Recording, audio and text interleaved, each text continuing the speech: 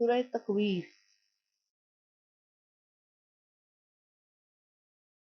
اعوذ باللہ من الشیطان الرجیم، بسم اللہ الرحمن الرحیم۔ اذا الشمس کورت، یاد کرو جب سورج لپیٹ دیا جائے گا۔ اذا الشمس کورت، یاد کرو جب سورج لپیٹ دیا جائے گا۔ واذا النجوم انقدرت، اور جب ستارے بکھر جائیں گے۔ واذا الجبال سجرت، اور جب پہاڑوں کو اکھیڑ دیا جائے گا۔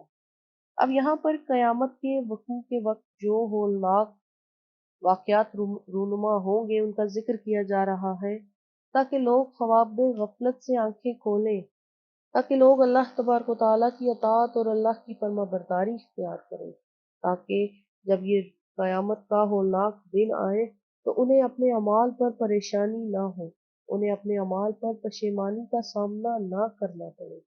جب سورج کو لپیٹ دیا جائے گا،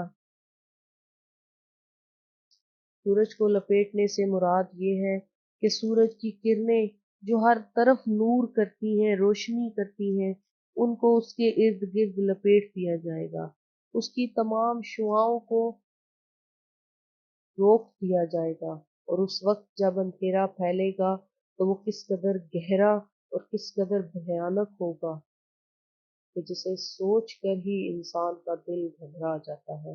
وَإِذَا النُّجُومُ انقدرت، اور سورج کے بعد جب ستارے بکھر جائیں گے۔ اب یہاں پر ستاروں کی حالت زار بیان کی جا رہی ہے کہ وہ تیزی سے ٹوٹ ٹوٹ کر بکھر جائیں گے۔ وَإِذَا النُّجُومُ انقدرت، جب ستارے بکھر جائیں گے۔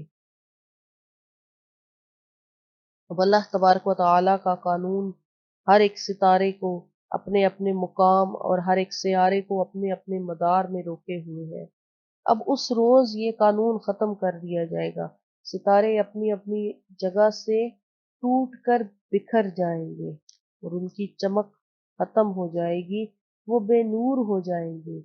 اور وَإِذَا الْجِبَالُ سُجِّرَتْ، اور جب پہاڑوں کو اکھیڑ دیا جائے گا کہ وہ پہاڑ کہ جو اپنی اپنی جگہ پر قائم ہے، اپنی جگہ پر جڑے ہوئے ہیں، اور ان پہاڑوں کا تو وزن ہی ختم ہو جائے گا، وہ ہوا کے جھونکے ان پہاڑوں کو روئی کی طرح فضا میں اڑانے لگیں گے اور ان کا نام و نشان بھی باقی نہیں رہے گا۔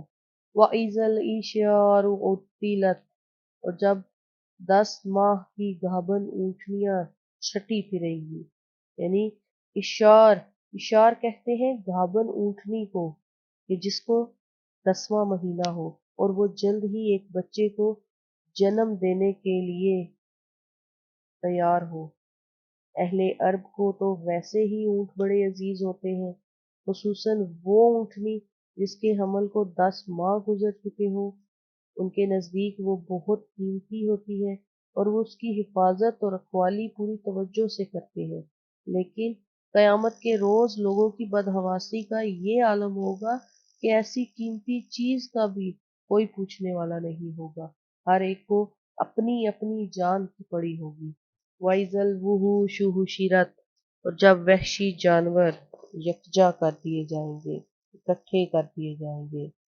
اب اس روز میں صرف انسان ہی بدحواس نہیں ہوگا، وہ جنگلی جانور جو انسان کے سائے سے بھی دور بھاگتے ہیں، وہ بھی جنگل بیابان چھوڑ کر شہروں میں آ گھسیں گے۔ اس روز نہ کوئی سانپ کسی کو ڈسے گا اور نہ کوئی شیر کسی شکار کو پکڑنے اور اسے کھانے کی کوشش کرے گا۔ وہ سب دم دبائے ایک جگہ جمع ہوں گے اور ان جانوروں کو بھی اپنی اپنی پڑی ہوگی۔ وَإِذَا الْبِحَارُ سُجِّرَتْ، اور جب سمندر بھڑکا دیے جائیں گے۔ سمندروں میں اس روز پانی کی لہریں نہیں، اس روز آگ کے شعلے اٹھ رہے ہوں گے۔ اب پانی سے شعلوں کا اٹھنا یعنی آگ کا نکلنا تو انتہائی عجیب ہے، لیکن اللہ تبارک و تعالیٰ نے اس روز انسان کو اپنی وقوع قیامت کے وہ منظر دکھانے ہیں کہ جو انسان تصور بھی نہیں کر سکتا۔ सूरज, सितारे और पहाड़ क्या से क्या बन जाएंगे। पानी जो समुद्रों में आज ठाठे मार रहा है, वो शोलों की शक्ल इख्तियार कर लेगा। वाइजन नुफूसुज़ुव्विजत, और जब जानें जोड़ी जाएंगी। किससे जोड़ी जाएंगी? जिस्मों से जोड़ी जाएंगी। यानी क़यामत के दिन इंसान की रूहों को उनके जिस्मों के साथ फिर से मिला दिया जाएगा। वाइजल मऊऊदतु सुइलत, जब जिंदा दरगोर की हुई बच्ची से पूछा जाएगा। वाइजल मऊऊदतु सुइलत, जब जिंदा दरगोर की हुई बच्ची से पूछा जाएगा।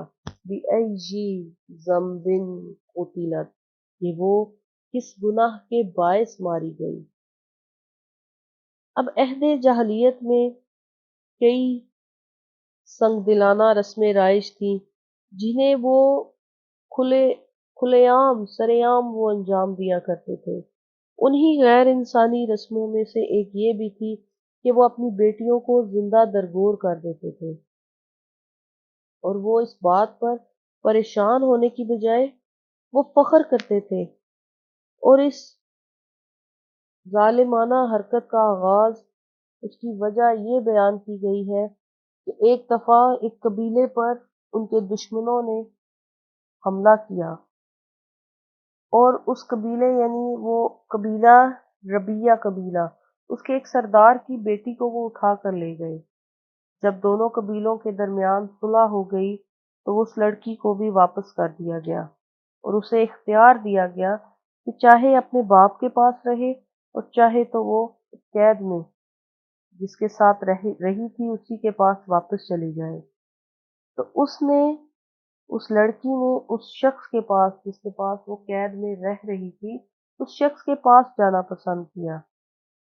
इस बात की वजह से उस लड़की के बाप को बड़ा गुस्सा आया, और उसने अपने कबीले में ये रस्म जारी कर दी कि जब भी किसी के यहाँ बच्ची पैदा हो तो उसको जिंदा जमीन में दबा दिया जाए, ताकि आइंदा किसी भी बाप की अपनी बच्ची की वजह से ऐसी रुसवाई ना हो। अब ये रस्म, ये रवाज आहिस्ता आहिस्ता और भी कबीलों में फैलता चला गया। अब इस रवाज के फैलने की कई वजूहात बताई जाती हैं, कि इसमें से एक वजह तो ये है कि अहले अरब जो है उनकी मुआशी हालत बहुत खस्ता होती थी। बच्चियों को पालना, उनको जवान करना, फिर उनकी शादी करना, वो अपने लिए ये वो लोग अपने लिए इसको एक बोझ, एक ऐसा बोझ कि जो नाकाबिले बर्दाश्त होता, वो तस्वुर करते थे। इसलिए उन बच्चियों को बचपन में ही ठिकाने लगा देना, यानी उनको ज़मीन में दबा देना, दफ़न कर देना, वो इसी में आसानी समझते थे। उनके लड़के जवान होकर उनकी लड़ाइयों में उनका हाथ बटाते थे। अब उनकी लड़कियां तो लड़ाइयों में शिरकत नहीं कर सकती थी, और उन्हें अपनी लड़कियों को अपने दुश्मनों से बचाने के लिए भी काफ़ी कोशिशें करनी पड़ती थी। इसलिए वो अपनी बच्चियों को ज़िंदा रखना अपने लिए एक वबाले जान तस्वुर करते थे, अपने लिए एक अज़ाब तस्वुर करते थे, एक मुश्किल तस्वुर करते थे। और ये बात उन्हें आसान लगती थी कि वो अपनी बच्चियों को पैदा होते ही ज़िंदा दरगोर कर दें, यानी ज़िंदा उन्हें ज़मीन में दफ़न कर दें। अब एक और वजह भी थी कि किस वजह से वो अपनी बच्चियों को दरगोर करते थे, वो ये थी कि वो किसी को अपना दामाद बनाना, यानी अपनी बच्ची की जिससे वो शादी करते थे, किसी को अपना दामाद बनाना वो अपनी तौहीन समझते थे। अब इस तौहीन से बचने के लिए उन्हें यही एक तरीका नज़र आता था कि ना उनकी बच्ची ज़िंदा हो, ना उसे ब्याहा जाए, और ना ही उसका कोई उनको कोई दामाद मिले। अब ऐसी ज़ालिमाना रस्म अरब के मुआशरे में बहुत आम हो चुकी थी, और इसे कहीं भी मायूब नहीं समझा जाता था, कहीं भी ज़ुल्म नहीं समझा जाता था। बाप अपनी औलाद का मालिक कुल है। वो लोग ये समझते थे कि बाप अपनी औलाद का मालिक कुल है, कि वो चाहे तो अपनी औलाद को ज़िंदा रखे, चाहे तो उसे कत्ल कर दे और किसी को इस पर एतराज करने का कोई हक नहीं। लेकिन उस संगदिल माशरे में भी ऐसे लोग मौजूद थे कि जो मासूम बच्चियों की बेकसी पर खून के आंसू रोते थे और उनसे जितना हो सकता था वो कोशिश करते थे। अब हजरत फारूक आजम रजी अल्लाह ताला अन्हो के चचाजाद भाई, उनको जब ये पता चलता कि फलां के यहाँ लड़की पैदा हुई है और वो उसको जिंदा दफन करना चाहता है, तो वो दौड़कर उसके पास जाते, उस बच्ची की परवरिश और उसकी शादी वगैरह के अखराजात की जिम्मेदारी उठाते और इस तरह उस मासूम बच्ची की जान बचा लेते। अब इन आयात में यही बताया गया है, वाइजल मऊदतु सुइलत, कि जब जिंदा दरगोर की हुई बच्ची से पूछा जाएगा बिअय्यि ज़म्बिन कुतिलत, कि वो किस गुनाह के बायस मारी गई। यानी इस जालिमाना रस्म का पूरी तरह से इसको ख़त्म उस वक़्त किया गया जब अल्लाह तबारक व तआला के महबूब नबी करीम सल्लल्लाहु अलैहि वसल्लम रहमतुल लिल आलमीन बनकर तशरीफ लाए और उन्होंने बेटी को वो शान, वो मर्तबा, वो मकाम बख्शा कि वो बेटी जो अहद जाहलियत में अपने वालिदैन के लिए एक शर्मिंदगी का बायस थी, आपने उस बेटी को अपने वालिदैन के लिए फख्र का बायस बना दिया। अब इलामा आलूसी इब्रानी के हवाले से बयान करते हैं कि उसने अर्ज किया, या रसूल अल्लाह, मैंने ज़माने जाहलियत में भी नेक काम किए हैं, क्या मुझे उनका भी अजर मिलेगा? मैंने 360 बच्चियों को जिंदा दरगोर होने से बचाया और हर एक के इवज दो दो 10-10 माही घाबन ऊँटनियाँ और एक एक ऊँट बतौर फिदिया उनके बापों को दिया, क्या मुझे इस अमल का कोई अजर मिलेगा? तो नबी करीम अलैहिस्सलातु वस्सलाम ने फरमाया, इस अमल का अजर तो तुझे मिलेगा। अल्लाह तबारक व तआला ने तुझको इस्लाम लाने की तौफीक अता फरमाई और नेमत ईमान से तुझे सरफराज कर दिया।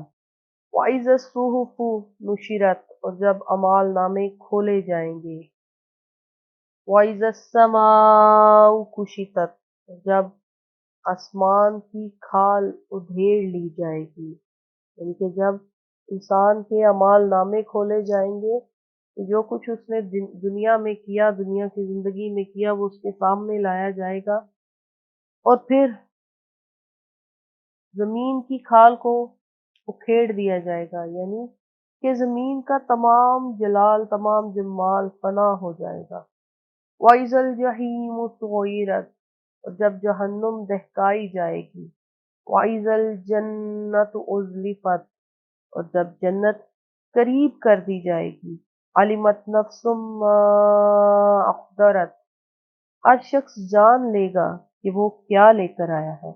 उस वक्त इंसान की गफलत के सारे पर्दे उठ जाएंगे, हर किस्म की गफलत दूर हो जाएगी और उसे इंसान को अच्छी तरह से मालूम हो जाएगा कि उसने अपनी जिंदगी में क्या खोया है और क्या पाया। उसके तमाम अच्छे और बुरे अमाल उसे अपने सामने नजर आएंगे।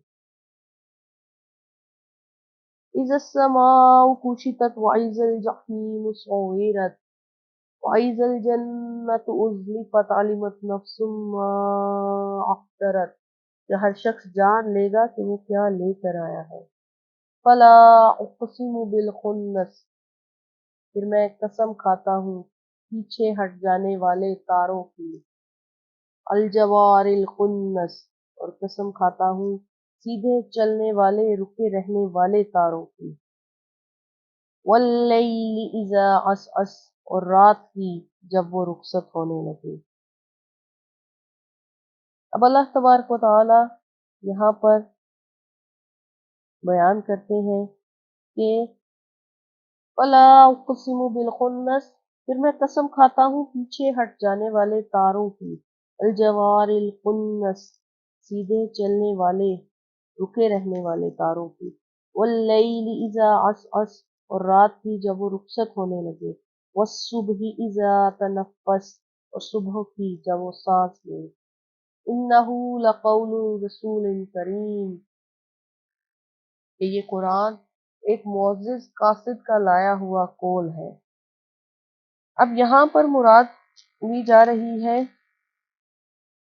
کہ پہلی صورت میں یہ معنی ہے کہ رات جب پیٹ پھیر دے، اور دوسری صورت میں کہ جب رات چھا جائے، کہ جب صبح سانس لے، یعنی جب اس کی روشنی پھیلنے لگے، طلوع صبح ہو۔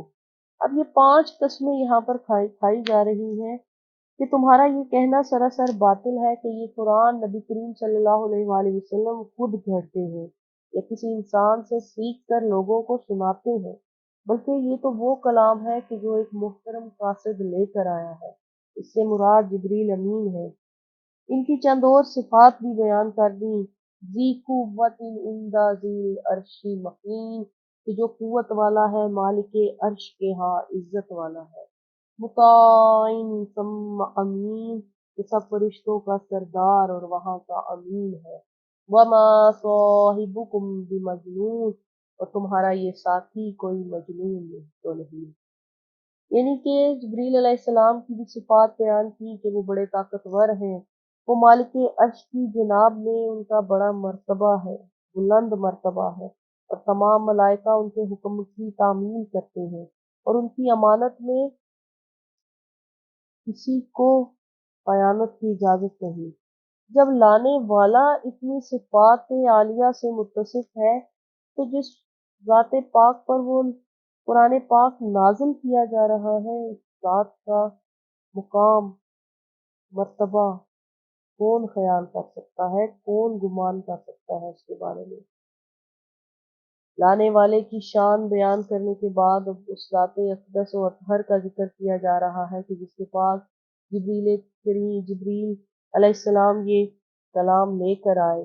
فرمایا وہ کوئی اجنبی نہیں جس کی گزشتہ زندگی سے تم بے خبر ہو، جس کی سیرت کا، جس کے کردار کا تمہیں تجربہ نہ ہو۔ اعلان نبوت سے پہلے 40 سال کا عرصہ انہوں نے تمہارے ساتھ بسر کیا ہے، زندگی کی مختلف منزلیں انہوں نے تمہاری آنکھوں کے سامنے طے کی ہے، تم ان کی دیانت، پاک بازی اور ان کی دانائی کے خود گواہ ہو، تم ہوش و حواس میں ہوتے ہوئے ان کو مجنون کہنے کی جرات نہیں کر سکتے۔ وَلَقَدْ رَآهُ بِالْأُفُقِ الْمُبِينِ، اور بلا شبہ اس نے اس قاصد کو دیکھا ہے روشن کنارے پر۔ پھر جو فرشتہ ان کے پاس اللہ تبارک و تعالیٰ کا پیغام لے کر آتا ہے، وہ بھی ان کا جانا پہچانا ہے۔ انہوں نے دن کی روشنی میں آسمان کے افق پر اس کو ان آنکھوں سے دیکھا ہے، اس لیے انہیں اس کے بارے میں کوئی غلط فہمی نہیں کہ یہ اللہ تعالیٰ کا کلام ہے، جسے معزز فرشتہ، جسے وہ اچھی طرح پہچانتے ہیں، لے کر ان پر نازل ہوا ہے۔ وَمَا هُوَ عَلَى الْغَيْبِ بِضَنِينٍ، اور یہ نبی غیب بتانے میں ذرا بخیل نہیں، کہ تمہارا انہیں کاہن کہنا، جادوگر کہنا سراسر زیادتی ہے۔ کاہن کے پاس تو غیب کا علم ہوتا ہی نہیں، وہ کسی قیاس آرائی کی بنا پر جو کچھ جانتا ہے وہ بتا دیتا ہے، اور جب تک اس کی منتیں سماجتیں نہ کی جائیں، اس کو منہ مانگا نذرانہ پیش نہ کیا جائے، وہ منہ سے کچھ اگلتا ہی نہیں۔ اور یہاں نبی کریم صلی اللہ علیہ وآلہ وسلم کا تو یہ حال ہے کہ علوم غیب کے خزانے جو انہیں بخشے گئے ہیں، اور جو اللہ کی معرفت کے سے ان کا سینہ منور کیا گیا ہے، اور جو تجلیات ربانی ان کے قلب پر ہر لمحہ نازل ہو رہی ہیں، یہ ان کو بتانے میں ذرا بخل سے کام نہیں لیتے، بلکہ ان کے علوم کا سمندر تم لوگوں کو اپنی طرف بلا رہا ہے۔ وما ہوا بقول شیطان الرجیم، اور یہ قرآن کسی شیطان کا قول نہیں ہے، یعنی اس کلام میں توحید کی دعوت ہے، کفر و شرک سے بچنے کا حکم ہے، اس کلام میں اخلاق حسنہ کی تاکید ہے۔ شیطان کو کیا پڑی ہے کہ وہ لوگوں کو توحید کی طرف بلائے، وہ کفر و شرک سے اجتناب کی تاکید کرے۔ یہ کلام اپنے مقاصد کے اعتبار سے تمہاری اس غلط فہمی کی پرزور تردید کر رہا ہے۔ وَأَيْنَ تَذْهَبُونَ، کہ تم منہ اٹھائے کدھر چلے جا رہے ہو، کہ اس अल्लाह तबारक व तआला के इस चश्मा को छोड़कर तुम कहाँ भाग रहे हो? तुम किस शराब की तरफ भाग रहे हो? तुम्हारा भागना कहाँ की अक्लमंदी है? इस हदायत के नूर से मुनव्वर होने की बजाय तुम गुमराहों की तारीकियों में क्यों भटक रहे हो? अब इंसान जितना अपने आप को दानिशमंद तस्वुर करता है, उसे ये चीज़ ज़ेब नहीं देती कि वो अल्लाह के दीन, अल्लाह के कुरान से अपनी ज़िंदगी को मुनव्वर करने की बजाय गुमराही की तारीकी में डूबा रहे। इन हुआ इल्ला ज़िक्रुल लिल आलमीन, नहीं है ये मगर नसीहत सब अहले जहान के लिए। ये कुरान पाक जिसको नाजिल करने वाला रब्बुल आलमीन है, और वो जिस पर ये नाजिल हुआ वो रहमतुल लिल आलमीन है। इसी तरह इस किताब को अल्लाह तबारक व तआला ने ज़िक्रुल लिल आलमीन करार दिया। और ये कुरान नसीहत है सब अहले जहान के लिए, ये ज़िक्रुल लिल आलमीन है। ज़मानो मकां की हदबंदियों से ये आज़ाद है। तमाम इंसानों के लिए क़यामत तक के लिए ये हिदायत का चमकता हुआ सूरज है कि जिसकी जितनी ख्वाहिश होगी वो इससे मुस्तफ़ीद हो सकता है। लिमन शाअ मिनकुम अन यस्तकीम, लेकिन हदायत वही पाता है जो तुम में से सीधी राह चलना चाहे।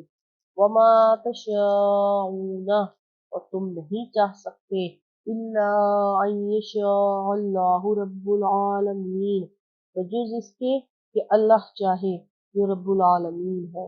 और हकीकत ये है कि तुम अज खुद इसकी ख्वाहिश भी नहीं कर सकते जब तक कि तुम्हें अल्लाह की तौफीक ना हो। तुम्हारी अकल के, तुम्हारी समझ बूझ के तमाम चिराग बुझे रहते हो। तुम राह रास्त पर, तुम सिराते मुस्तकीम पर एक कदम भी नहीं उठा सकते कि जब तक तुम पर अल्लाह की नजर करम ना हो। जब तक और जब तुम पर अल्लाह की नजर करम होगी तो तुम पर से सारी रुकावटें दूर हो जाएंगी और तुम इंसान पूरी यकसुई के साथ उस मंजिल की तरफ रवां दवा हो जाएगा कि जिस मंजिल में ही उसकी कामयाबी है, जिस मंजिल में ही उसकी कामरानी है। सूरह अबसा, इस सूरह मुबारका में एक रकू, 42 आयतें, 130 कलमात और 533 हदीस है। ये सूरह मुबारका मक्का मुकरमा में नाज़िल हुई। औज़ु बिल्लाहि मिनश शैतानिर रजीम, बिस्मिल्लाहिर रहमानिर रहीम।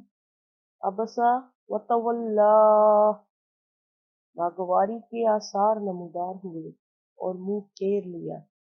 अन जाअहुल अअमा, कि उनके पास एक नाबीना आया। वमा युद्रीका लअल्लहु यज़्ज़क्का, और आप क्या जाने शायद वो पाकीज़ा तर हो जाता।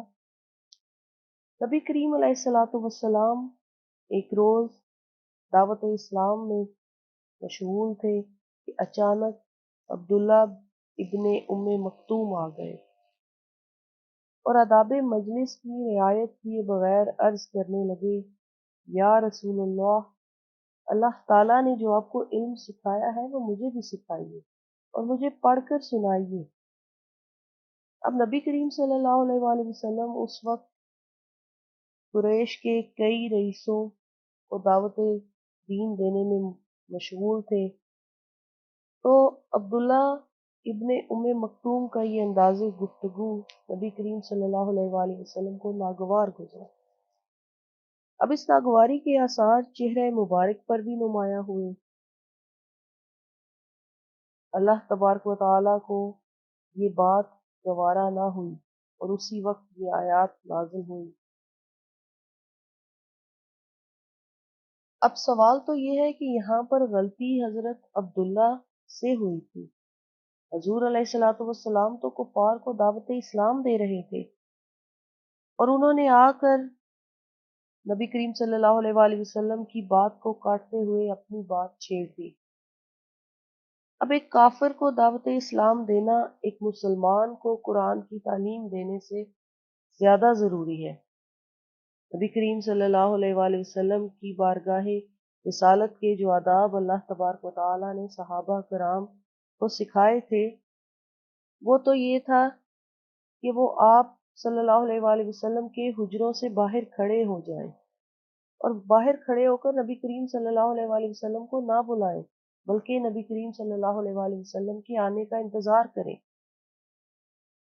اور پھر اس محفل میں جہاں پر نبی کریم صلی اللہ علیہ وآلہ وسلم تبلیغ میں مصروف ہیں، تو اس محفل میں تو جسے بھی آنا چاہیے تھا اسے ادب سے آ کر بیٹھ جانا چاہیے تھا، اور جب نبی کریم صلی اللہ علیہ وآلہ وسلم اپنی تبلیغ سے فارغ ہو جاتے تو پھر اپنی گزارش پیش کرنی چاہیے تھی۔ اب ان تمام باتوں کے پیش نظر یہ عتاب حضرت عبداللہ کو ہونا چاہیے تھا، لیکن یہاں پر نبی کریم صلی اللہ علیہ وآلہ وسلم کو عتاب کرنے میں کیا حکمت ہے؟ اب باتیں تو یہ ساری بجا ہے، اور عتاب کی اس کے بغیر اور کوئی حکمت نہیں کہ وہ کفار جو اس وقت حاضر تھے، وہ مکہ کے سردار تھے، مکہ کے دولت مند لوگ تھے، اور انہیں اپنی اس برتری کا احساس بھی تھا، اس پر انہیں گھمنڈ بھی تھا۔ ان کی موجودگی کسی کو بھی کسی دوسرے سے بے رخی پر مجبور کر سکتی تھی، لیکن یہاں پر اللہ تبارک و تعالیٰ نے نبی کریم صلی اللہ علیہ وآلہ وسلم کی اس ناگواری کو ہرگز گوارا نہ کیا۔ اب اس عتاب میں بھی لطف و کرم اور پیار کے جلوے ہیں۔ ان آیات کے نزول کے بعد نبی اکرم صلی اللہ علیہ وآلہ وسلم کی خدمت میں جب بھی حضرت عبداللہ حاضر ہوتے تو نبی کریم صلی اللہ علیہ وآلہ وسلم فرماتے کہ خوش آمدید اے وہ شخص جس کے بارے میں میرے رب نے مجھے عتاب فرمایا۔ پھر پوچھتے کہ کوئی کام ہے تو بتاؤ۔ اگر کسی مہم کے سلسلے میں نبی کریم صلی اللہ علیہ وآلہ وسلم بیرون مدینہ یعنی مدینہ سے باہر اگر کہیں تشریف لے جاتے تو وہ مدینے میں اپنا کسی کو نائب بنا جاتے۔ حضرت عبداللہ کو یہ شرف 2 بار حاصل ہوا۔ حضرت عبداللہ کو نابینا کہنے میں یہاں پر ان کی تحقیر مقصود نہیں بلکہ ان کی طرف سے معذرت پیش کی جا رہی ہے، یعنی یہ نابینا معذور تھا، یہ محفل کو نہیں دیکھ سکا، یہ حاضرین کو پہچان نہیں سکا، اور اسے یہ پتہ نہیں چلا کہ آپ صلی اللہ علیہ وآلہ وسلم اس قدر مصروف ہیں۔ حضرت عبداللہ کے پاس خاطر کی وجہ یہاں پر بتائی گئی ہے کہ ان میں سے کسی کے دل میں بھی طلب حق کا جذبہ نہیں تھا۔ جو کفار، جو رئیس قریش کے بڑے بڑے سردار جو اس وقت محفل میں موجود تھے، انہیں تو اپنی دولت کا گھمنڈ اور اپنے رئیس ہونے پر ناز تھا۔ وہ آپ کی دعوت کو سمجھنے اور آپ کی دعوت کو سمجھ کر اس کو قبول کرنے کی نیت سے حاضر نہیں ہوئے تھے، بلکہ آپ کی خصوصی توجہ کے باعث وہ اس غلط فہمی میں مبتلا ہو گئے تھے کہ اسلام کو ان کی بڑی ضرورت ہے، اور اگر وہ لوگ دعوت اسلام کو قبول نہیں کرتے تو شاید اس وجہ سے اسلام کی ترقی کے امکانات ختم ہو کر رہ جائیں گے۔ یہ ان لوگوں کی خام خیالی تھی۔ ان نادانوں نے اس حقیقت کو نہیں سمجھا کہ جب کوئی بیمار ہوتا ہے تو بیمار کو مسیحا کی ضرورت ہوتی ہے، جب کوئی پیاسا ہوتا ہے تو پیاسے کو چشمے کی ضرورت ہوتی ہے، نہ کہ اس کے الٹ ہوتا ہے کبھی۔ او یذکروا فتنفعہ الذکریٰ، یا وہ غور و فکر کرتا تو نفع پہنچاتی اسے یہ نصیحت، یا آپ اسے جو کلام الہی سناتے وہ اس میں مزید غور و فکر کرتا، اس سے نصیحت قبول کرتا، اور آپ کی یاد دہانی یعنی آپ کا بار بار بتانا اس کے لیے سراسر نفع بخش ہوتا۔ اب دعوت اسلام تو عام ہے، لیکن اسلام کی دعوت اللہ اور اس کے رسول کے دین کی طرف وہی شخص آتا ہے اور اس سے وہی فائدہ اٹھاتا ہے جو اس میں غور و فکر کرے۔ اما من استغنا، لیکن وہ جو پرواہ نہیں کرتا، فأنت له تصدی، آپ اس کی طرف تو توجہ کرتے ہیں۔ وما علیک الا یزکا، اور آپ پر کوئی ضرر نہیں اگر وہ نہ سدھرے۔ وَأَمَّا مَنْ جَاءَكَ يَسْعَىٰ، اور جو آپ کے پاس آیا ہے دوڑتا ہوا، وَهُوَ يَخْشَىٰ، اور وہ ڈر بھی رہا ہے، فَأَنْتَ عَنْهُ تَلَهَّىٰ، تو آپ اس سے بے رخی برتتے ہیں۔ کَلَّا إِنَّهَا تَذْکِرَةٌ، ایسا نہ چاہیے، یہ تو نصیحت ہے۔ اب اللہ تبارک و تعالیٰ ان آیات میں کیا فرما رہے ہیں کہ جو پرواہ نہیں کرتا آپ اس کی طرف تو توجہ کرتے ہیں، لیکن یہ آپ کا معاملہ نہیں ہے کہ اگر وہ سدھرتا نہیں ہے، اور وہ شخص جو آپ کے پاس آیا ہے دوڑتا ہوا اور وہ اللہ سے ڈر بھی رہا ہے، تو آپ اس سے بے رخی برتتے ہیں، ایسا نہ چاہیے، کیونکہ یہ دین، اس کی تعلیمات، یہ تو نصیحت ہے۔ نبی کریم صلی اللہ علیہ وآلہ وسلم کی تو یہی آرزو تھی کہ کوئی بھی نعمت ایمان سے محروم نہ رہے، اس لیے وہ اپنی پوری دلجوئی سے ہر شخص کو اللہ کے دین کی طرف بلانے میں مصروف رہتے۔ نبی کریم صلی اللہ علیہ وآلہ وسلم کی اسی کیفیت کو قرآن پاک میں حریص علیکم کے کلمات سے یاد کیا گیا ہے۔ اب کچھ تو ایسے لوگ تھے کہ جن کے دلوں میں حق کی تلاش کا جذبہ، حق کی تلاش کا شوق، ذوق موجود تھا، اور وہ نبی کریم صلی اللہ علیہ وآلہ وسلم کے کو ہی ایسا چشمہ تصور کرتے تھے جہاں سے ان کے ذوق کی تسکین ہو سکتی تھی۔ لیکن کچھ لوگ ایسے بھی تھے، اور وہ بہت سے لوگ تھے کہ جنہوں نے یہ طے کر لیا تھا کہ کچھ بھی ہو جائے وہ اس کو ہرگز قبول نہیں کریں گے، اور اگر دعوت دینے والا ان نااہلوں کی طرف زیادہ توجہ کرے اور وہ ان کی طرف توجہ نہ کرے کہ جو کہ حق کے متلاشی ہیں، تو اس دعوت کی ترقی میں غیر معمولی رکاوٹیں پیدا ہو جاتی ہیں۔ اب ان آیات میں اللہ تبارک و تعالیٰ اپنے محبوب کی تربیت خود فرماتے ہیں، اور ارشاد ہے کہ وہ شخص جو اس دعوت کی طرف سے بے نیازی کا رویہ اختیار کیے ہوئے ہے، آپ اس کی طرف تو متوجہ ہیں، حالانکہ اگر وہ مسلمان نہ ہو تو آپ کو اس سے کوئی ضرر نہیں ہوگا، آپ کو اس سے کوئی تکلیف نہیں، نہ آپ پر اس کے اسلام لانے کی کوئی ذمہ داری ہے، اور نہ آپ کو اس کے کفر سے کوئی ضرر پہنچ سکتا ہے۔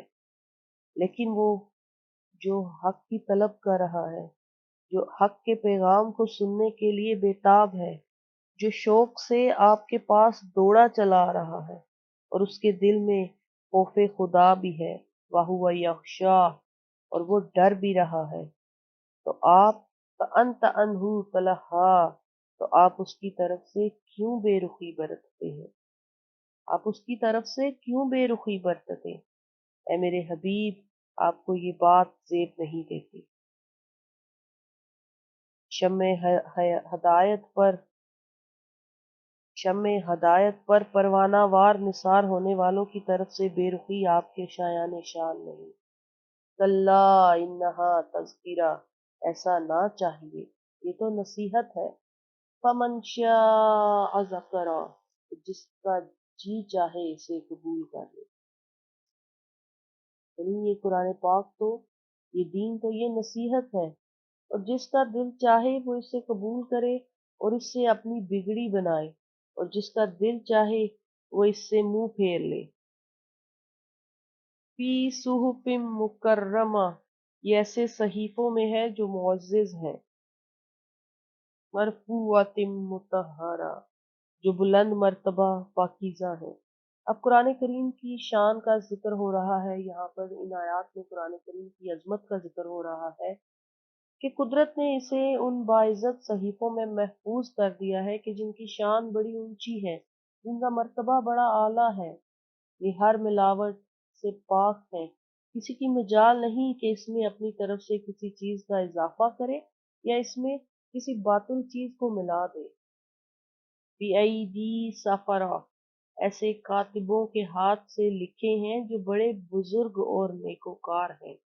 کِرَامٍ بَرَرَہ، جو بڑے بزرگ اور نیکوکار ہیں۔ اب یہاں پر उन फरिश्तों की तारीफ की जा रही है कि जिन्होंने इन पाकीज़ा सहीफ़ों में कलाम इलाही को लिखा है कि वो बड़े बुजुर्ग हैं, किरामिम बररा, जो बड़े बुजुर्ग और नेकोकार हैं। उनसे ये तवक्को हरगिज नहीं रखी जा सकती कि उन्होंने इसमें कुछ भी अपनी तरफ से इजाफा किया होगा या उन्होंने इसमें कुछ भी अपनी तरफ से कमी कर दी होगी। वो तो नेकोकार है और वो अल्लाह तबारक व तआला के हुक्म की तामील में कभी भी गफलत नहीं करते और वो ऐसे फरिश्ते हैं कि जो अल्लाह तबारक व तआला के हुक्म में कभी भी सुस्ती कर ही नहीं सकते। कुतिलल इंसानु मा अकफरा, गारत हो वो इंसान जो मुनकिर है और वो कितना एहसान फरामोश है। अब कुरान पाक में ये फरमाया जा रहा है कि वो इंसान जो काफिर है, यानी जो इंसान हर लम्हा अल्लाह तबारक व तआला के एहसानात को उसे अपनी जिंदगी को चमका रहा है, अपनी जिंदगी को बेहतर कर रहा है, लेकिन वो अल्लाह के इन एहसानात का शुक्रिया अदा नहीं करता। वो कुफरान नेमत की रविश इख्तियार करता है, वो नाफरमानी करता है, वो अल्लाह तबारक व तआला के दीन से बगावत करता है, वो अल्लाह के दीन की बंदगी की बजाय वो कुफ्र व शिर्क का साथ देता है। तो ऐसा इंसान गारत हो जाए, उसका वजूद इंसानियत के लिए एक शर्मिंदगी है और उस इंसान का मिट जाना के बाकी रहने से कहीं बेहतर है। माँ अकबरा, वो कितना एहसान फरामोश है। कि इससे मुराद वो लोग हैं कि जो बारगाह नबूवत के दरवेशों और फकीरों को हकारत की नज़र से देखते थे और उनकी मजलिस में बैठना भी अपनी इज्जत के खिलाफ ख्याल करते थे। मिन ऐजी शैइन खलक़ा, किस चीज से अल्लाह ने उसे पैदा किया। मिन नुत्फा, एक बूंद से। खलक़हू फक़द्दरा, उसे पैदा किया फिर उसकी हर चीज एक अंदाजे से बनाई। अब यहाँ पर ये बयान हो रहा है कि जरा ये लोग अपनी असलियत पर तो गौर करें कि जब ये दुनिया में आए तो क्या उनकी सज धज का यही आलम था? क्या उनके खजाने जवाहरात से यूं ही भरे हुए थे? अब ये लोग कितने कम ज़र्फ़ हैं कि उन्होंने कभी उस पानी की उस एक बूंद पर कभी तवज्जो नहीं दी जिससे उनका ये पुतला तैयार किया गया, जिससे उनका ये जिस्म तैयार किया गया, जिससे उनकी तश्कील की गई। माँ के पेट में उनको किस अंदाज से, किस तरह और किसने पैदा किया? वो कौन है कि जिसने उनके एज़ा की साख्त बनाई, उनकी शक्ल सूरत का तयन किया, उनको दिमागी सलाहियतें दी, उनके मुकद्दर की बुलंदी और उसकी पस्ती का तयन किया, उनकी उनकी आसानियों के बारे में फैसले किए। वो कौन है? और आखिर आज जब उन्हीं का हर तरफ राज है, तो उस वक्त भी जब उनका हर तरफ राज है, उस वक्त भी उनमें ये मजाल नहीं कि वो अल्लाह तबारक व तआला के किसी भी फैसले में राई बराबर, जर्रा बराबर भी रद्दो बदल कर सके। अब ऐसी बेबसी और ऐसी बेकसी पर फिरौनियत का दावा करना उन लोगों की कितनी हमाकत है कि जो लोग अल्लाह तबारक व तआला के किसी छोटे से फैसले में भी रद्दो बदल नहीं कर सकते, तो वो कहाँ के फिरौन हैं, वो कहाँ के हाकिम हैं जो इतना दावा करते हैं। सुम्मा सबील यस्सरा, फिर जिंदगी की राह उस पर आसान कर दी। सुम्मा सबील यस्सरा, फिर उस पर राह आसान कर दी। अब ये आयत बड़ी जामे आयत है। इसके मफहूम में ये भी दाखिल है, ये भी शामिल है कि माँ के पेट में इंसान को परवान चढ़ाया, वहां से जब इंसान बाहर निकला तो उसके आने की राह आसान कर दी। और इसके मफहूम में ये भी है कि अल्लाह तबारक व तआला ने कई कुव्वतें इंसान के दिलो दिमाग में سما دی۔ جب اسے اس دنیا میں پیدا کیا تو وہ سارے سامان اسے بڑی فیاضی سے مہیا کر دیے، جن کی وجہ سے وہ اپنی ان قوتوں کو استعمال کرتا اور ان قوتوں سے اپنی زندگی کو سدھارتا۔ اگر اللہ تبارک و تعالی انسان کی نشو و نما کے لیے سازگار فضا اور خوشگوار ماحول نہ پیدا کرتا، نہ مہیا کرتا، تو وہ انسان کو جو قوتیں عطا کی گئی تھی وہ ہمیشہ ہمیشہ کے لیے دب کر رہ جاتی۔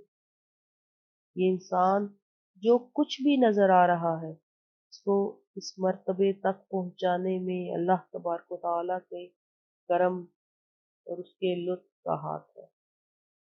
اب اس آیت میں یہ حقیقت بھی بیان کی گئی ہے کہ ابدی فلاح کی منزل کی طرف جانے والی جو نبوت کی شاہراہ ہے اس کے چراغ روشن کر کے رکھ دیے گئے ہیں۔ اب منزل تک پہنچنا انسان کے لیے آسان کر دیا گیا ہے۔ ثم اماتہ فاقبرہ، پھر اسے موت دی۔ ثم اماتہ، پھر اسے موت دی، فاقبرہ، اور اسے قبر میں پہنچا دیا۔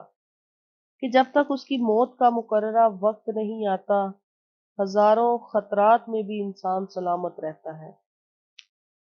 بارش کی طرح اگر اس پر مشکلیں برستی رہیں تو تب بھی اس کی جب تک اللہ تبارک و تعالیٰ نے اس کی موت کا جو وقت مقرر کیا ہے جب تک وہ وقت نہیں آتا تب تک اس انسان کو کوئی کچھ بھی نہیں کر سکتا۔ دشمن کی کوئی بھی سازش اس انسان کو کوئی تکلیف نہیں پہنچا سکتی، اور جب اللہ تبارک و تعالیٰ کی طرف سے اس کی موت کا وقت مقرر ہو جائے تو پھر اگر وہ انسان ہزاروں محافظوں کے بیچ میں بھی ہو تو تب بھی اسے موت کا پروانہ جو ہے وہ اپنے ساتھ لے چلتا ہے۔ پھر نہ تو کہیں انسان جب اس کی موت کا وقت آ جائے، مقررہ وقت آ جائے، تو پھر تو نہ کہیں انسان بھاگ سکتا ہے، نہ چھپ سکتا ہے، نہ وہ خود بچ سکتا ہے اور نہ اسے کوئی بچا سکتا ہے۔ پھر جہاں اس کے خالق کی مرضی ہوتی ہے وہاں اس انسان کو دفن کر دیا جاتا ہے۔ جو اللہ تبارک و تعالیٰ نے اس کے لیے جو جگہ مقرر کی ہوتی ہے وہاں اس انسان کو دفنا دیا جاتا ہے۔ ثم اماتہ فاقبرہ، پھر اسے موت دی اور اسے قبر میں پہنچا دیا۔ ثم اذا شاء انشرہ، پھر جب چاہے گا اسے دوبارہ زندہ کر دے گا۔ وہ قادر مطلق ہے، اس کے فیصلے زندگی اور موت کے بارے میں اٹل ہیں۔ وہ جب بھی چاہے گا پل بھر میں ہمیں دوبارہ زندہ کر دے گا اور ہمیں ویسے کا ویسے ہی اٹھ کھڑا ہونا پڑے گا۔ کلا لما یقض ما امرہ، یقیناً وہ بجا نہ لایا جو اللہ نے اسے حکم دیا تھا۔ یقیناً وہ بجا نہ لایا کہ جو اللہ نے اسے حکم دیا تھا۔ فَلْيَنْظُرِ الْإِنسَانُ إِلَىٰ طَعَامِهِ، پھر ذرا انسان غور سے دیکھے اپنی غذا کو۔ فَلْيَنْظُرِ الْإِنسَانُ، پھر انسان غور سے دیکھے إِلَىٰ طَعَامِهِ، اپنی غذا کو۔ اَنَّا صَبَبْنَا الْمَاءَ صَبًّا، بے شک ہم نے زور سے پانی برسایا۔ ثُمَّ شَقَقْنَا الْأَرْضَ شَقًّا، پھر اچھی طرح زمین کو پھاڑ دیا۔ فَأَنبَتْنَا فِيهَا حَبًّا، پھر ہم نے اگایا اس میں غلہ۔ وَعِنَبًا وَقَضْبًا، اور انگور اور ترکاریاں۔ وَزَيْتُونًا وَنَخْلًا، اور زیتون اور کھجوریں۔ وَحَدَائِقَ غُلْبًا، اور گھنے باغات۔ وَفَاكِهَةً وَأَبًّا، اور طرح طرح کے پھل اور گھاس۔ مَتَاعًا لَكُمْ وَلِأَنْعَامِكُمْ، یہ سامان ہے تمہارے لیے اور تمہارے مویشیوں کے لیے۔ یہاں پر اللہ تبارک و تعالیٰ فرما رہے ہیں فَلْيَنْظُرِ الْإِنسَانُ إِلَىٰ طَعَامِهِ، کہ پھر انسان غور سے دیکھے اس کی غذا کیا ہے، وہ اپنی غذا کو، اپنے کھانے پینے کی چیزوں کو غور سے دیکھے۔ انا سببنا الماء صبا، کہ بے شک ہم نے زور سے پانی برسایا۔ اب اس میں اللہ تبارک و تعالیٰ کی ان تمام آیات میں اللہ کی ان نعمتوں، ان نوازشات کا ذکر ہو رہا ہے اور ان کی طرف انسان کو متوجہ کیا جا رہا ہے، انسان کو یاد دہانی کرائی جا رہی ہے کہ جب تم اپنے دسترخوان پر بیٹھتے ہو، تم کھانے کے لیے اپنے دسترخوان پر بیٹھتے ہو، تو جب تم دیکھتے ہو کہ تمہارے سامنے رنگا رنگ کھانے پڑے ہوئے ہیں اور تم انہیں کھاتے ہو، تو تب تم یہ نہیں سوچتے کہ اللہ تعالیٰ نے ان کھانوں کو، ان چیزوں کو کس طرح سے پیدا کیا ہے، کہ اللہ تبارک و تعالیٰ نے ان چیزوں کو کیسے پیدا کیا ہے۔ انا سببنا الماء صبا، کہ بے اللہ تبارک و تعالیٰ نے بارش کو برسایا، ثم شققنا الارض شقا، پھر اس اچھی طرح سے زمین کو پھاڑ دیا، فانبتنا فیہا حبا، پھر اس میں سے اگایا غلے کو، اور پھر وہ اگتا ہے، نشوونما پاتے ہیں پودے۔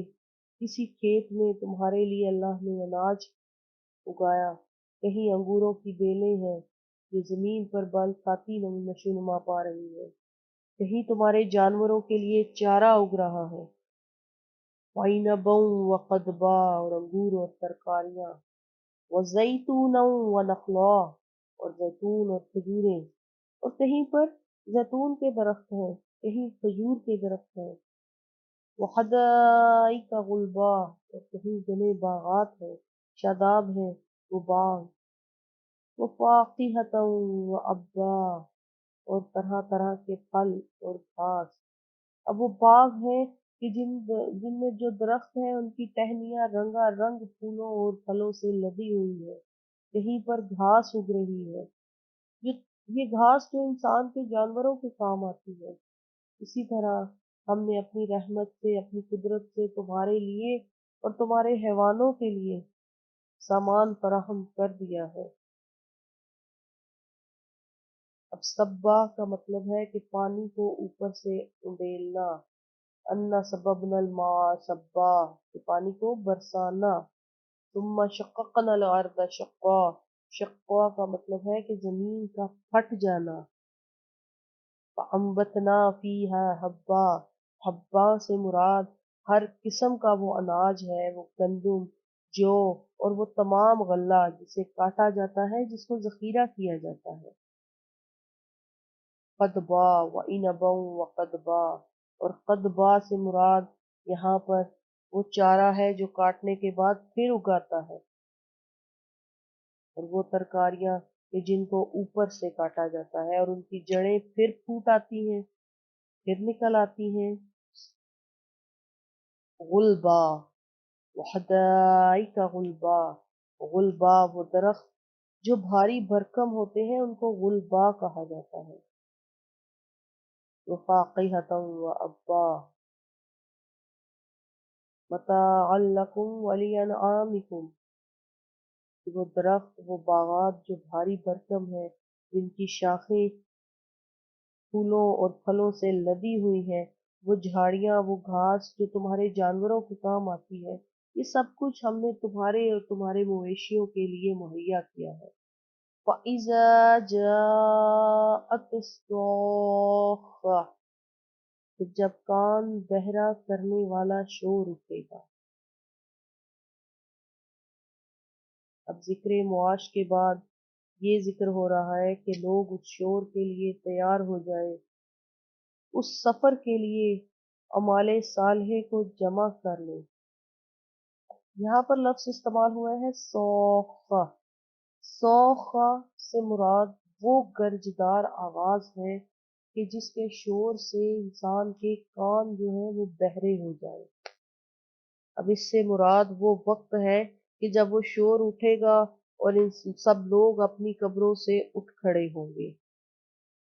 یوم یفر المرء من اخیہ، اس دن آدمی بھاگے گا اپنے بھائی سے، وَأُمِّهِ وَأَبِيهِ، اور اپنی ماں سے اور اپنے باپ سے، वसाहिबतिही व बनीह, और अपनी बीवी से और अपने बच्चों से। लिकुल्लि इम्रिइम मिनहुम यौमइज़िन शअनुन युगनीह, हर शख्स को उनमें से उस दिन ऐसी फिक्र लाहक होगी जो उसे बेपरवाह कर देगी सबसे। अब उस दिन अजीब अफरा तफरी का आलम होगा, नफसा नफसी होगी, किसी को दूसरे की होश नहीं होगी, हर एक अपनी मुसीबत में फंसा होगा। अब जैसे हर इंसान भागेगा, यौम यफिरुल मरउ मिन अखी, कि उस दिन आदमी भागेगा अपने भाई से। अब दुनिया में तो वो अपने भाइयों से बहुत मोहब्बत करते रहे, बहुत मोहब्बत जताते रहे, लेकिन उस दिन जब नफसा नफसी का आलम होगा, जब वो शोर जब वो शोर होगा, वो आवाज होगी कि जो कानों को बहरा कर देगी, और सब इंसान अपनी कब्रों से उठ खड़े होंगे, तो तब इंसान अपने भाइयों से भी भागेगा। उम्मी ही वाबी, और वो इंसान जो दुनिया में अपने माँ बाप पर अपनी दौलत अपनी जान लुटाता रहा, उनकी खिदमत करता रहा, वो उस रोज अपनी माँ और अपने बाप बाप से भी भागेगा। वो स्वाहिबतिही व बनी, और वो शख्स जो दुनिया की जिंदगी में अपने बीवी बच्चों अपने अहलो अयाल का ख्याल रखते रहे, अपने अहलो अयाल की परवरिश करते रहे, अपने अहलो अयाल पर अपनी आखिरी जमा पूंजी तक उन्होंने लुटा दी, लेकिन उस रोज वो अपने बीवी बच्चों से भी भागेगा। क्यों भागेगा? क्योंकि उसे ऐसी फिक्र होगी, लिकुल्ल इम्रिइन मिनहुम यौमइज़िन शअनुन युगनी, कि हर शख्स को उस दिन ऐसी फिक्र होगी, उसे ऐसी नफसा नफसी होगी, उसे ऐसी अफरा तफरी होगी कि उसे सिर्फ और सिर्फ अपनी फिक्र लाहक होगी, और ऐसी फिक्र होगी कि जो उसे उसके भाइयों से, उसके माँ बाप से, उसकी बीवी बच्चों से सबसे गाफिल कर देगी, सबसे बेपरवाह कर देगी। वजूहुन यौमइज़िन मुस्फिरा, कितने ही चेहरे उस दिन चमक रहे होंगे। अब उस रोज जब अफरा तफरी का आलम होगा, जब नफसा नफसी का दौर होगा, जब इंसान इधर उधर भाग रहा होगा और उसे सिर्फ और सिर्फ अपनी परवाह होगी, उसे अपनी फिक्र पड़ी होगी, हर इंसान को अपनी अपनी पड़ी होगी। तो उस रोज क्या होगा? कुछ लोग ऐसे होंगे कि जिनके चेहरे पूरे ईमान से रोशन होंगे। उन लोगों के चेहरे ईमान के नूर से, ईमान की रोशनी से चमक रहे होंगे। वजूहुन यौमइज़िन मुस्फिरा, कितने ही चेहरे उस दिन नूरे ईमान से चमक रहे होंगे। उस होलनाक दिन में भी बास चेहरे ऐसे होंगे कि जो खुशी से हंस रहे होंगे, उनके चेहरों पर खुशी के आसार होंगे, उन्हें कोई फिक्र नहीं होगी, और उनके उनके लिए अल्लाह तबारक व तआला ने फरमाया है, ला खौफुन अलैहिम वला हुम यहज़नून, कि उनके ना उन्हें किसी चीज का खौफ होगा उस दिन, और ना वो गमजदा होंगे, ना वो परेशान होंगे। और उनका ये ला खौफुन अलैहिम वला हुम यहज़नून, ये मंजर तमाम आलम, तमाम दुनिया देख रही होगी, और वो लोग भी जो उस दिन परेशान होंगे, जो उस दिन घबराए हुए होंगे, जो उस दिन इस फिक्र में होंगे कि अब उनका क्या बनेगा, वो लोग भी उन नूरानी चेहरे वाले लोगों को देख रहे होंगे। दोहिकतुम मुस्तबशिरा, हंसते हुए खुशो खुरम, कि उस दिन जो चेहरे नूरे ईमान से चमक रहे होंगे, नूरे ईमान से मुनव्वर होंगे, वो हंस हंस रहे होंगे, वो मुस्कुरा रहे होंगे, वो खुश होंगे। ववजूहुन यौमइज़िन अलैहा गबरा, और कई चेहरे उस दिन गुबार आलूद होंगे। तरहकुहा क़तरा, और उन पर स्याही लगी होगी। वो बदनसीब कि जिन्होंने अपनी जिंदगियां, अपनी तमाम उम्रें सरकशी में गुजार दी, अपनी तमाम उम्रें अल्लाह और उसके रसूल की नाफरमानी में गुजार दी, अपनी तमाम उम्रें कुफर के अंधेरों में गुजार दी। वो बदनसीब, उस रोज उनके चेहरों पर खाक उड़ रही होगी। ववजूहुन यौमइज़िन अलैहा गबरा, और कई चेहरे, कई लोगों के मुंह उस दिन गुबार आलूद होंगे, उन पर खाक उड़ रही होगी। तरहकुहा क़तरा, और उनके चेहरों पर कालक लगी होगी, स्याही छाई होगी।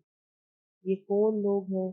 उलाइका हुमुल कफरतुल फजरा, यही वो काफिर हैं, यही वो फाजिर लोग हैं, यही वो लोग हैं कि जो सारी उम्र कुफ्र करते रहे, शिर्क के अंधेरों में डूबे रहे।